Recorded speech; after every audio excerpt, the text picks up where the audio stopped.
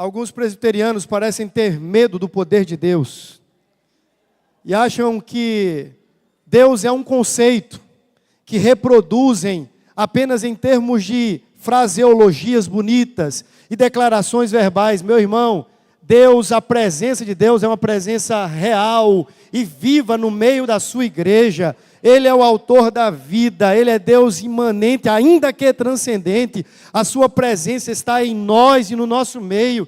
Nós não podemos olhar para Deus como se fosse um demiurgo, um Deus pequeno. O nosso Deus é maior que tudo e é maior que todos.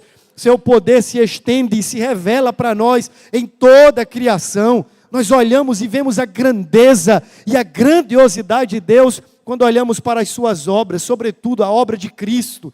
E dizemos assim: esse Deus é grande demais para eu tentar encaixotá-lo nas minhas poucas confissões e declarações acerca daquilo que Ele revelou de si mesmo em sua palavra. Nosso Deus, Ele não cabe na nossa caixinha. Esse Deus que cabe numa caixinha não é o Deus da Bíblia. O Deus da Bíblia, Ele não se encaixota, Ele não se deixa encaixotar, Ele é maior que isso.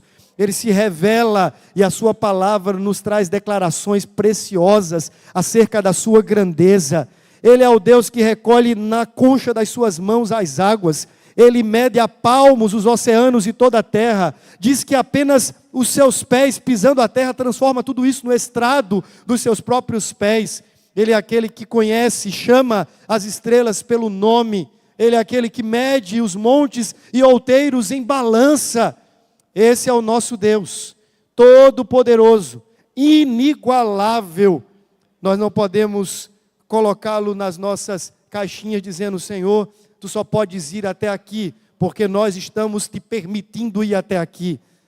Eu amo um Deus que não se limita a nada e nem a ninguém. Um Deus que está para além da nossa compreensão. Tudo que nós sabemos dele é aquilo que ele deixou revelar de si. Nós temos acesso a isso por meio da sua palavra. E essa palavra já nos dá tantas declarações que dizem quem ele é e as suas obras, quão grandes são, que eu não tenho como, diante desse Deus, ter uma mentalidade suprimida. Eu preciso olhar para ele com a grandiosidade revelada em sua palavra. Então, meu irmão, não ache que orar por cura, por milagre, pedir por intervenção de Deus é coisa que ficou no passado ou para outras tradições de fé e não aquelas de orientação reformada. Nós, reformados, mais do que qualquer outro grupo, declaramos e confessamos a soberania de Deus. E soberania de Deus não é muleta na qual nos apoiamos quando nós não sabemos responder às coisas. A gente diz: meus irmãos, Deus é soberano.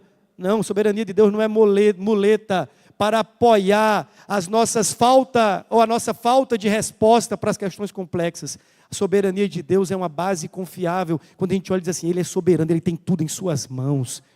Ele é soberano, Ele tem o controle pleno de todas as coisas. Meu irmão, vamos orar porque Deus é soberano. E é com essa perspectiva da soberania de um Deus que é livre em si mesmo para fazer aquilo que lhe apraz segundo o seu propósito, que nós oramos e confiamos na sua palavra. Abra sua Bíblia, por gentileza, no livro escrito pelo profeta Jeremias, o livro que recebe o título de Lamentações de Jeremias. Texto muito conhecido, capítulo de número 3, Lamentações de Jeremias, capítulo 3.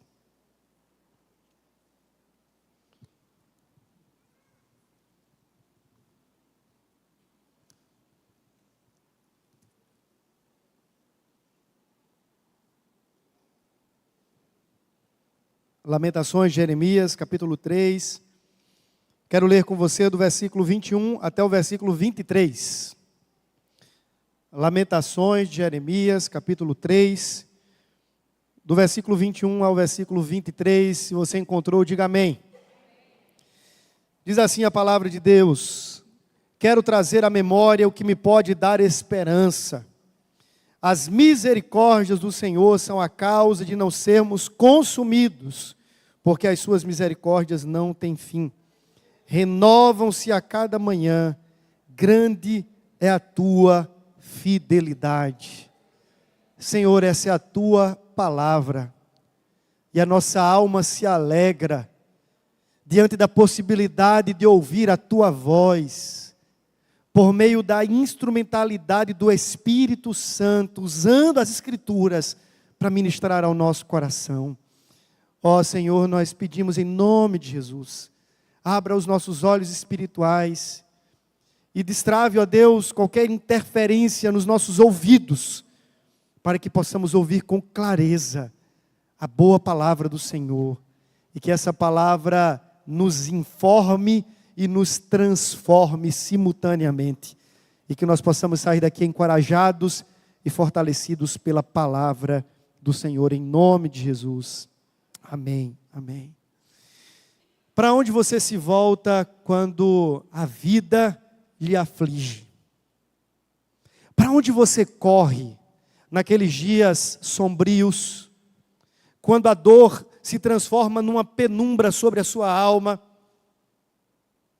Talvez você é daquele que diz assim: quando eu estou apertado pela aflição e pela angústia, eu resolvo isso com comida. E eu lido com as minhas ansiedades, com as inquietudes da minha alma, correndo para uma lanchonete, ou então fazendo aquela minha comida favorita, e eu vou tentando anestesiar aquele sentimento de dor, suplantando aquilo por um falso bem-estar trazido por um cardápio. Talvez você seja daquele que tente fugir para uma tela de TV, e você tenta resolver a sua inquietação com a distração da mente, maratonando uma série na sua plataforma de stream preferida, e você então tenta desviar os seus pensamentos e as suas inquietações, se entretendo do ponto de vista mental, psicológico. Afinal de contas, você quer respirar, e você abre a clarabóia do entretenimento, coloca a cabeça para fora e quer se ver livre daquilo que lhe aflige, mas você sabe também que quando a TV se desliga, as dores continuam lá, o sofrimento continua lá. Talvez você resolva consumir banalidades e correr para uma tela de celular e passar horas a fio mexendo ali na sua plataforma de rede social, vendo aquilo que é do melhor ao mais besterol possível, a fim de que apenas você se sinta consumido por algo que você está consumindo naquele momento. Para onde que a gente costuma correr, se refugiar nas horas conflitantes e angustiantes da nossa vida? Porque eu tenho absoluta certeza que eu estou falando para gente comum, que está nivelada pela democracia do sofrimento. Então todos nós que aqui estamos, não importando cor, classe social, status, não importando o nível de religião, religiosidade, de conhecimento teológico ou qualquer coisa dessa natureza, todos nós estamos nivelados pelo mal comum. Sabe, na teologia, eu já falei isso em alguma ocasião, não sei se mencionei aqui, na teologia, sobretudo no neocalvinismo, fala-se muito de graça comum, que é aquela distribuição dos bens divinos com todos indiscriminadamente. Por exemplo, o sol que nasce e que raia todos os dias com a sua beleza e o seu calor sobre justos e injustos. A chuva que vem para molhar a terra do crente e do ímpio. São aquelas benesses divinas, a bondade de Deus que se espalha indiscriminadamente sobre a humanidade. Eu costumo dizer também que há uma desgraça comum, que são aqueles males que nos assediam por estarmos todos ainda com os pés nesta terra caída, neste mundo arrasado pelo pecado. Então todos nós padecemos e sofremos de males comuns. Então o ímpio adoece, o crente adoece também. O ímpio padece, o crente também padece. O ímpio se aflige, o crente também se aflige, porque esse é o mal comum, essa anomalia e essa anormalidade que o pecado causou no mundo afeta a todos nós. A questão é como a gente lida com isso, para onde a gente corre, onde a gente se refugia nesses dias sombrios. Para tentar responder a essa pergunta, nessa noite eu queria rapidamente, como temos feito, meditar um pouquinho em Lamentações. Mas eu não queria começar pelo texto. Eu queria começar pelo livro. Porque eu acho que a própria existência do livro de Lamentações já nos ensina muito.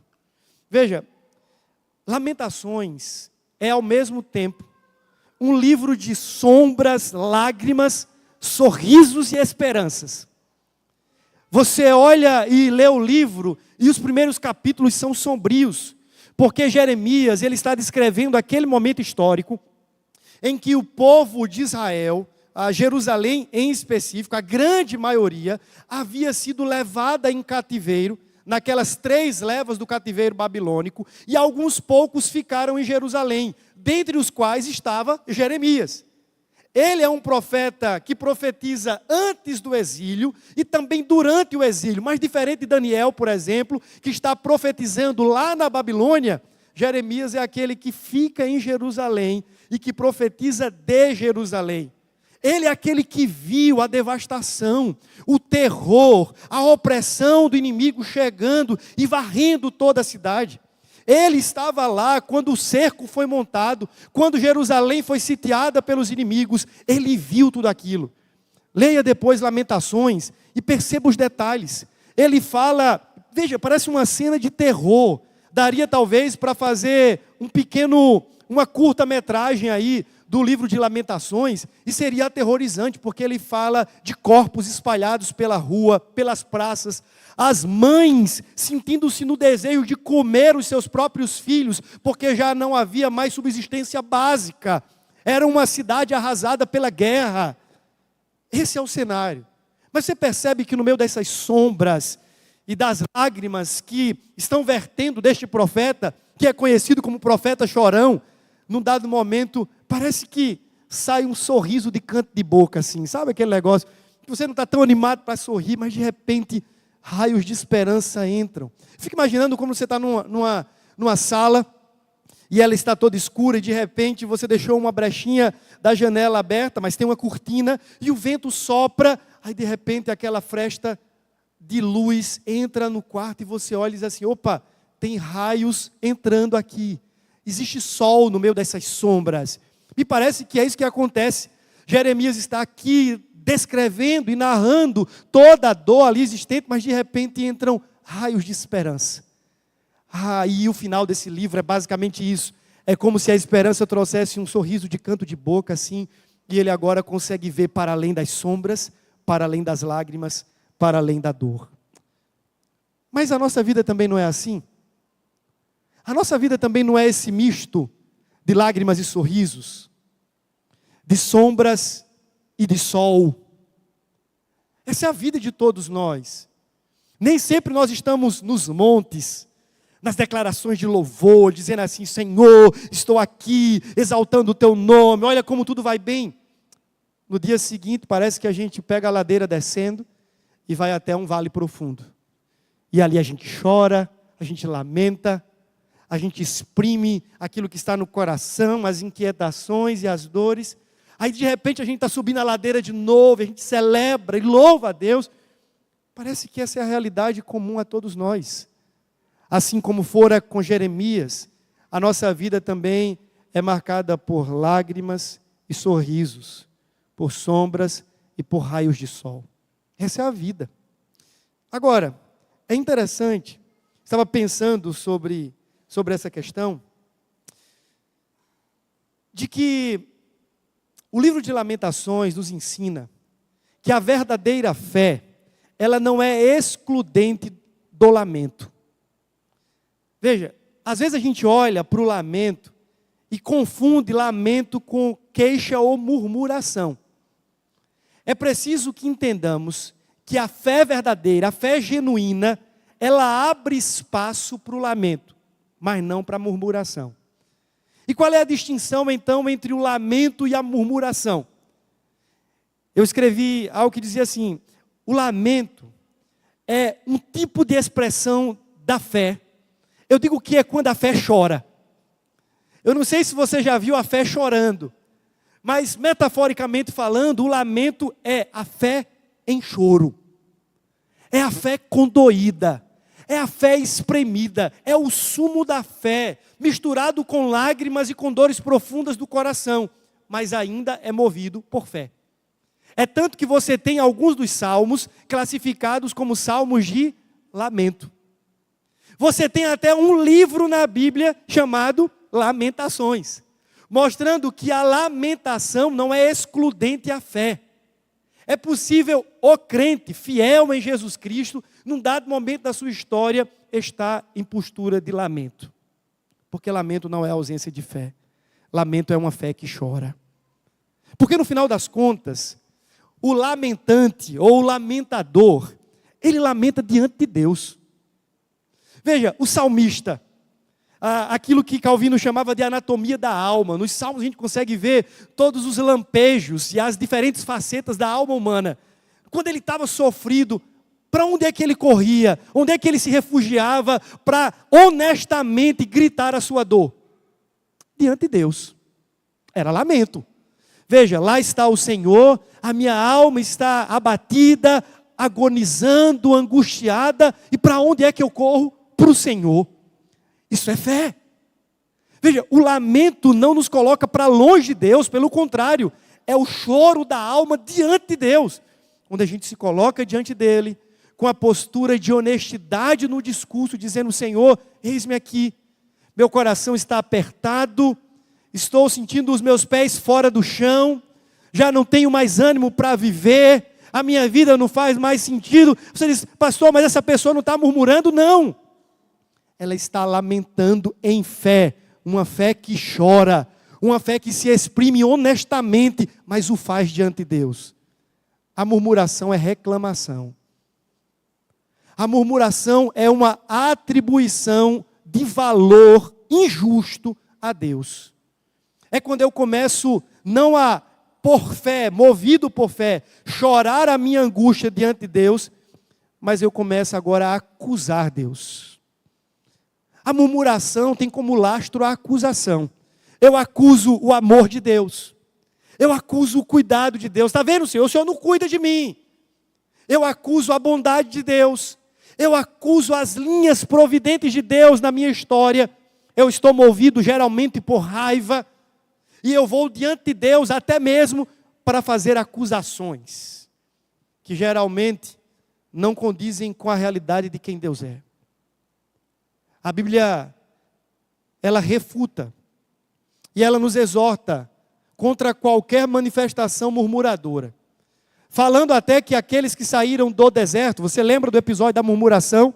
Lá em Meribá, quando o povo de Deus fora tirado do deserto, mão poderosa, Deus conduziu o povo pelo deserto ali durante 40 anos, provendo de forma milagrosa, com maná, com rochas que se fendiam e saía água potável, água boa de beber, águas amargas que eram transformadas em águas boas, coisas extraordinárias acontecendo, mas de repente o povo começava a reclamar. Onde é que está Deus? O Senhor nos tirou do Egito para nos matar aqui no deserto. Era melhor que a gente estivesse lá com o faraó, pelo menos a gente tinha o que comer. E toda aquela murmuração, misturada com acusação, não era movida por fé. Diferente do salmista, que coloca-se diante de Deus, chora a sua dor, lamenta, mas ele o faz por fé. Eu vou ser injusto na minha comparação agora, porque eu não acho que ela é tão precisa. E talvez eu esteja atribuindo um valor à coitada da Marta, que não devesse, mas eu queria que você entendesse só a lógica por trás. Quando Lázaro morre, as duas irmãs, Marta e Maria, estão sofrendo luto. Elas mandam um emissário dar a notícia de que Lázaro estava doente, antes mesmo dele morrer, se eles fossem até Jesus, levando a notícia: olha, Senhor, aquele a quem tu amas está doente. Jesus, sabedor de todas as coisas, conhecendo o fim desde o começo, sabia que na verdade Lázaro já estava morto e não doente. Os emissários voltam, 4 dias depois, Jesus vai até a aldeia de Betânia. Acontece uma cena interessante. Antes que Jesus cruzasse os portões da aldeia, o texto de João 11 vai dizer que Marta veio ao seu encontro, ainda fora do arraial de Betânia, dizendo assim: Senhor, se tu estivesses aqui, o meu irmão não teria morrido. Certo? Marta, correndo até Jesus, fora da aldeia, exclamando: Senhor, se tu estivesses aqui, o meu irmão não teria morrido. Jesus entra na aldeia, alguém bate no ombro de Maria e diz assim: o mestre está aí. Ela é conduzida por aquele cortejo, certamente chorosa, abatida, e ela diz a mesma coisa para Jesus. Literalmente as mesmas palavras: Senhor, se estivesses aqui, meu irmão não teria morrido. Só que há um pequeno detalhe no texto bíblico, que para mim faz toda a diferença, que distingue a postura de Maria da postura de Marta. Antes de Maria falar, o texto vai dizer assim: prostrando-se ela aos seus pés. Lançando-se ela aos seus pés, disse assim: Senhor, se estivesses aqui, meu irmão não teria morrido. Eu não sei se você percebe o detalhe. O discurso é o mesmo, mas a postura é diferente. Às vezes o discurso do lamento vai ser muito parecido com o discurso da murmuração, mas a postura do coração é diferente. O coração do lamentador está indo movido por uma fé que chora. O coração do murmurador está sendo levado por uma acusação irritada. É a postura do coração. A Bíblia nos dá um vasto espaço para o lamento, mas ela restringe a murmuração. Mas eu queria dizer algumas coisas ainda à luz desse texto. A primeira delas é de que Deus é alguém diante de quem nós não precisamos esconder os nossos lamentos, as nossas dores, as nossas decepções, traumas, desilusões. Às vezes a gente perde de vista Deus, como Ele é.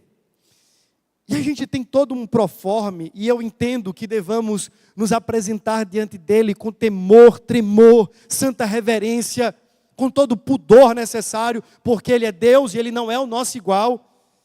Mas, irmãos, é possível a nós sermos honestos diante de Deus, sinceros, claros o suficiente, sem perdermos esse devido temor.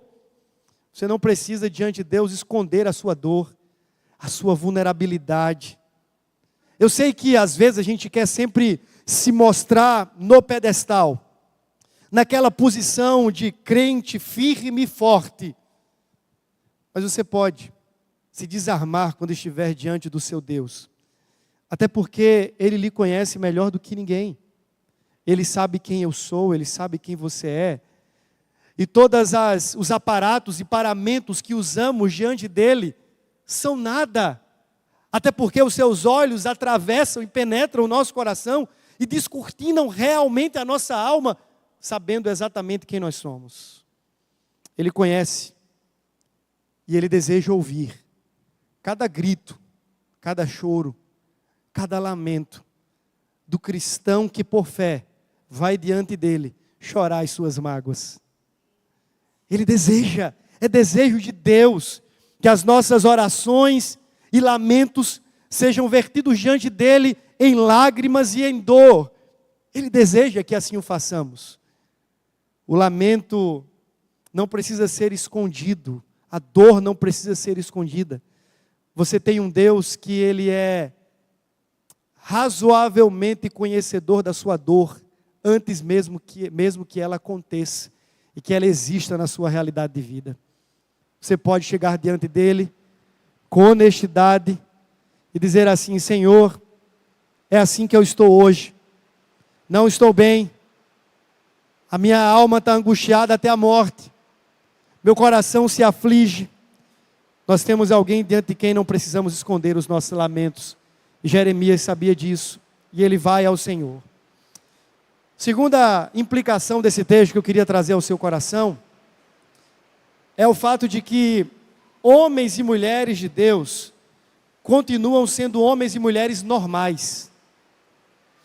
A gente gosta de mistificar e às vezes até deificar a imagem do crente piedoso e santo, dizendo assim: esse é o intocável, é a fé indolor. Esse crente que nunca se curva, está sempre com o sorrisão aberto, está sempre montado de crente, ele está armado como crente o tempo inteiro. Mas veja, quem está chorando nesse texto é Jeremias, o profeta. Quem está lamentando e se desmanchando em dor diante do seu Deus é o profeta da nação, o pastor do povo, aquele que estava talvez na cadeia de hierarquia espiritual, no topo da cadeia. Profetas, sacerdotes e reis, lá estava Jeremias, como homem de Deus, mas como homem comum. Presume-se muitas vezes que algumas categorias de crente não deveriam se deixar abater pelo sofrimento, que esses crentes devem ser insensíveis, imbatíveis diante da dor. Mas eu queria dizer para você que é um crente piedoso, que ama Jesus, que o conhece, que você não precisa acreditar nisso. Você pode ser um homem de Deus, uma mulher de Deus, piedoso, fervoroso, verdadeiramente fiel, e ainda assim se mostrar vulnerável. A grande beleza da nossa fé não é a nossa força, é a força daquele que nos fortalece em nossas fraquezas. A beleza da fé cristã não está nos nossos músculos, na força das nossas pernas, que a gente acha que muitas vezes nos mantém de pé. A grande beleza da fé cristã está no Deus extraordinário, que segura homens e mulheres comuns, que resolvem confiar nele e no seu poder. Jeremias era o profeta, mas ele era gente da gente, era homem comum. Qualquer tentativa diferente é engano. Não acredite nessa falácia que você deve manter a pose para se mostrar sempre alguém piedoso. Você pode ser alguém piedoso, fervoroso e choroso. Você pode ser muito crente e também muito chorão. Você pode ter aquela fé que esbravece, mas você também pode ter uma fé que verte em lágrimas. É normal, gente. Os mais piedosos dos crentes ainda são seres humanos. Sentem os impactos da vida, se quebram, se racham nos seus sentimentos. Por isso você não precisa esconder nada, nem diante de Deus, nem fingir para si mesmo que as coisas estão sempre indo muito bem. Repito, lamento não é ausência de fé, é apenas uma fé que está chorando.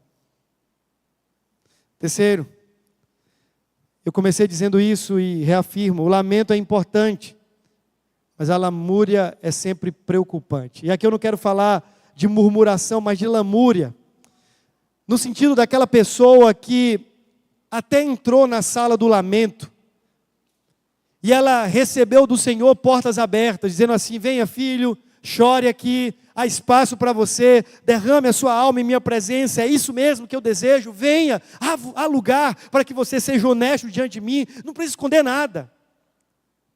Mas algumas pessoas, fica feito disco de uma faixa só. Não sei se vocês, alguns aqui, os mais novos, certamente não lembram. Recentemente, meu tio pediu para eu levar uma vitrola de João Pessoa, eu levei para o interior, e a vitrola só pegava aqueles discos dos anos 70, que tinha uma faixa de um lado e uma faixa do outro, um disco pequenininho, pesado que só. Então você só tinha uma faixa no disco de um lado e outra faixa no disco do outro. Então era aquele vinil que era uma música só tocando o dia inteiro.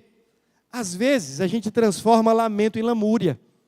E a gente se concentra tanto naquilo que nos faz lamentar, que a gente começa a ficar azedo, lamuriante o tempo todo, dizendo: Senhor, a minha vida não presta, isso aqui não é bom, isso aqui, olha para mim, Senhor, já se foi a minha esperança, olha para mim, Senhor, a minha vida, e aí começa a fazer comparações, como Asaf começou a fazer, e a gente começa a confundir lamento com lamúria. E é importante tomarmos bastante cuidado, para não estacionarmos o nosso coração no cenário da dor. Volte os seus olhos, por gentileza, para o texto mais uma vez. Se você observar, a partir do versículo 17, Jeremias diz assim: afastou a paz da minha alma, esqueci-me do bem, então disse eu, já pereceu a minha glória, como também a minha esperança no Senhor. Lembra-te da minha aflição, do meu pranto, do absinto e do veneno. Minha alma continuamente os recorda e se abate dentro de mim. Perceba algumas expressões, olha: afastou-se a paz da minha alma, desassossego de alma. esqueci-me do bem, a minha glória foi embora, a minha esperança já se esvaiu, eu estou aflito, em prantos, me sentindo como que tomando algo amargo e venenoso, eu estou abatido profundamente dentro de mim. Agora preste atenção no detalhe do versículo 20, minha alma, o que é que diz? Continuamente os recorda. É o perigo. É quando o lamento se transforma em lamúria. E a gente fica recordando a dor, paralisados no sofrimento, e o tempo inteiro, e acorda daquele dia, e depois, e cristaliza aquilo, e depois transforma o sofrimento num bichinho de estimação, que a gente vai cuidando dele, e a gente precisa da dor para se alimentar dela de novo, e continuar vivendo e existindo, e a gente faz check-in na sala da dor, e nunca faz check-out. Aí o lamento vira lamúria, porque a gente já não consegue mais ver aquilo que nos traz esperança. A gente não consegue olhar para outra coisa, senão aquilo que nos leva ao pranto, à dor, ao abatimento e ao sofrimento profundo. Tenha muito cuidado. É possível que o lamento deixe de ser uma fé que chora, para se tornar uma lamúria, uma fé que resmunga. Já ouviu a palavra resmungar, né? Fica resmungando, é a mesma coisa.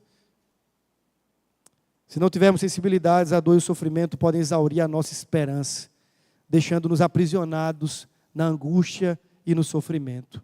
Quero encerrar dizendo que apesar do lamento, que é comum, ainda há espaço para o louvor. O lamento não extingue o louvor. Você precisa entender que quando a sua fé estiver chorando em lamento, ainda assim, nesses dias e nessas horas, há sempre um espaço para você louvar ao seu Deus. Agora, isso só é possível se você altear os seus olhos e enxergar para além de si mesmo, enxergar para além das circunstâncias. Olhe para o texto, Jeremias diz assim: eu quero trazer à memória o que me pode dar esperança. Veja o conflito que esse homem está travando consigo mesmo. Eu tenho pensamentos que continuamente me fazem recordar a dor, a aflição e o abatimento da alma. Todos os dias eu sou avultado por sombras mentais que vêm sobre mim dizendo assim: olha, está vendo? Olha a dor, olha o sofrimento, veja mais uma vez o sangramento, tiro curativo, veja como isso machuca. A gente começa a pensar naquilo. Ele fala: peraí, eu preciso saturar a minha mente com algo que coloque a minha alma na direção da esperança. Eu quero trazer a memória e saturar os meus pensamentos com as memórias esperançosas. E aí ele lembra de quem é Deus. Meu irmão, no meio do lamento, existe lugar para o louvor. A fé que chora é também a fé que louva. Às vezes chorando e louvando. Sabe por quê? Como eu falei na semana retrasada, mesmo nos dias mais sombrios, nós ainda temos para quem olhar. Jeremias está dizendo assim: eu estou levantando os meus olhos na direção do Senhor, tirando os olhos das sombras e alteando-os na direção do sol da justiça. E quando eu olho para Deus, eu sou lembrado de coisas gloriosas que me fazem louvar, ainda que eu esteja nos meus dias de lamento. O lamento não exclui o louvor. Antes, é possível coexistir no mesmo coração e na mesma alma, lamento e louvor. Essa é a vida do crente. Ora lamenta, ora louva. Uma hora a fé está chorando, outra hora a fé está sorrindo. A diferença é só essa: uma fé que chora, uma fé que sorri. O lamento é fé em lágrimas, o louvor é fé em sorriso. Mas no final das contas, é fé, expressão de fé diante de Deus. Mas para que você possa louvar nos seus dias de lamento, você precisa tirar os seus olhos daquilo que lhe faz chorar e apontá-los na direção daquele que te faz sorrir. Tirar os olhos. Veja, lamente diante de Deus, mas não fique ali. Faça check-out. Diga assim: Senhor, foi bom, chorei, derramei o meu coração diante de Ti, lamentei profundamente, mas agora estou fazendo check-out dessa sala, e eu vou entrar na sala do louvor e tributar ao Teu nome honra, louvor, adoração, porque o Senhor é Deus, o Senhor continua sustentando a minha vida, nos dias mais sombrios o Senhor continua lá, guiando a minha história, louvado seja o Teu nome. Lamento e louvor coexistindo na mesma alma. mas é preciso que a gente possa fazer esse balanço. Isso só é possível quando a gente tira os olhos da dor e aponta-os na direção de Deus. Segundo, sature a sua mente com Deus, o caráter de Deus, as obras de Deus. Imagina, você está aqui em casa, de repente você começa a ser afligido pelos pensamentos que lhe fazem recordar sempre a dor. Você não tem controle sobre eles. Aí de repente você diz assim, não, peraí. Lembra-te, ó minha alma, de quem é Deus. Deus misericordioso, bom, assaz benigno, longânimo. Lembra de quem é o Senhor, ó minha alma. Por que te abates dentro de mim? Por que te perturbas? Olha para Deus, espera em Deus, pois ainda louvarás a Ele, teu auxílio, o teu Deus. Mas sabe o que é que nos faz realmente sorrir nesses dias sombrios? Jeremias diz assim, é lembrar das misericórdias. Porque, meu amigo, misericórdia é Deus não nos dar aquilo que nós merecíamos. Imagina você acordando no seu dia mais tumultuado. O dia mais difícil, você acordou de manhã, aí você colocou a mão na cabeça e pensou assim, eu poderia estar sendo lambido pelas chamas do inferno agora, mas não estou. Eu poderia estar sendo agora tragado pelo abismo infernal, mas eu não estou. Eu poderia estar servindo ao príncipe falso deste mundo, mas eu não estou. Eu poderia estar com grilhões na minha alma, mas eu não estou. Eu poderia estar provando do cálice santo e justo da ira de Deus, mas eu não estou. E quando eu lembro de todas estas coisas, a minha mente é saturada por essa grande misericórdia que é renovada sobre a minha vida a cada manhã. Essa misericórdia que se renova, também me renova. E o interessante é isso, à medida que eu lembro da misericórdia que é renovável, eu também vou sendo renovado nos meus pensamentos e no meu louvor ao Senhor. Porque eu lembro assim, meu amigo, nenhuma dessas dores se compararia à ira de Deus que eu estava por experimentar, mas Ele bebeu em Cristo o cálice da ira que era contra mim e me ofereceu gratuitamente o cálice do seu amor. Ele trocou o cálice comigo, ora, eu posso louvar a esse Deus, mesmo em meio ao lamento profundo, porque mesmo nesses dias, eu ainda sou objeto da sua misericórdia, que se renova sobre mim e me renova diante dele. E esse é o exercício do fluxo da misericórdia. Se renova e me renova. E quando eu lembro que a misericórdia se renovou, eu também sou renovado em minha alma, porque eu digo assim, louvado seja Deus, porque não terei que provar desse cálice. Jesus provou em meu lugar. Bendita e divina misericórdia que me assiste, como uma mão amiga, poderosa, ela veio até mim, me resgatou de um tremendal de lama, firmou os meus pés sobre uma rocha, e agora eu posso acordar, deitar, viver ou morrer, sabendo que em Cristo Jesus não há mais nada que me consuma. A Bíblia diz assim, olha, se não fosse essa misericórdia, seríamos consumidos, agora não mais, porque o Cordeiro foi consumido em nosso lugar. No lamento, um cristão pode e deve louvar, a fé dele ora chora, ora sorri, porque ele está diante daquele que é rico em misericórdias. A misericórdia de Deus se renovou sobre a sua vida mais uma vez, meu irmão.